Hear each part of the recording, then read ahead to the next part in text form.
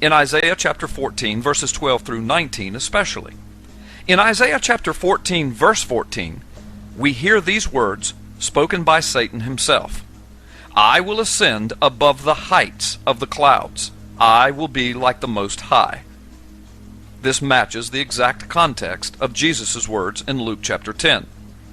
In the verses of Isaiah that refer directly to Lucifer, several times it is mentioned that Satan has fallen from the heights or from the heavens. The Hebrew word used in this text for the heights from which Satan fell is Hebrew word number 1116 in the Strong's Hebrew Dictionary, and it is pronounced Bama. Bama is most commonly used to refer to a high sacred place, as well as to the heights of the heavens or clouds. So in Jesus' prophecy of Luke chapter 10, verse 18, if spoken by a Jewish rabbi in Hebrew, influenced by the poetry of Isaiah, he would use, in one form or another, depending upon the exact wording and context, the words that come from the root forms of these two Hebrew words, Barak and Bama, to describe Satan falling like lightning from on high. Hebrew for lightning is Barak, and Hebrew for the heights or the high places is Bama. This fact is indisputable. So is Jesus actually giving us a clue as to who the future Antichrist might be? Many believe so. It is possible that it is merely a strange coincidence. Yet it cannot be denied. If Hebrew words were used to describe Jesus' statement about Satan falling or coming to earth, perhaps as a man in the form of the Antichrist, the Hebrew words Barak and Bama would be used. Now I would ask this question.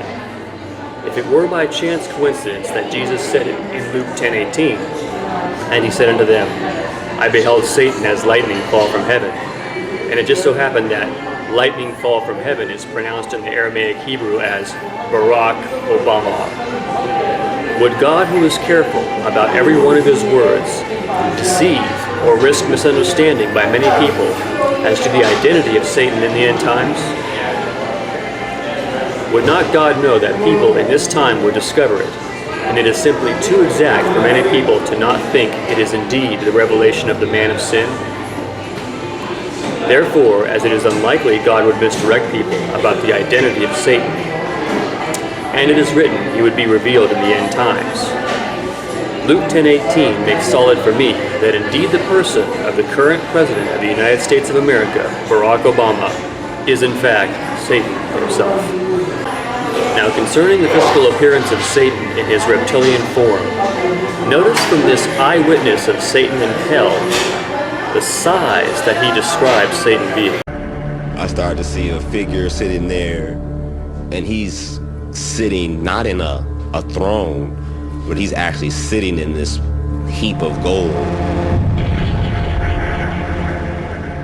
He's enormous, at least 12 feet into the air. Just sitting there with a menacing look on his face, almost like a bull's head, but with a human face. So it was really big, deep, like blood red. You know how blood is like almost black, but red. He's really intimidating. He's sitting there, horns that come out and curve. I was terrified. I was terrified. Seeing Satan face to face, I knew I was dead and I was going to hell. It took me to a tunnel where I saw thousands of people fall into the abyss, and it was not like 1,000 or 2,000. It was like the sand of the ocean without number. They would fall like this per second. They would fall like handfuls. In the shapeshift capture I uploaded, Obama's strange walk by, I noticed in this area of the footage some blurry shapes around his face, as though something larger is actually there. Republicans last week but have done no negotiating.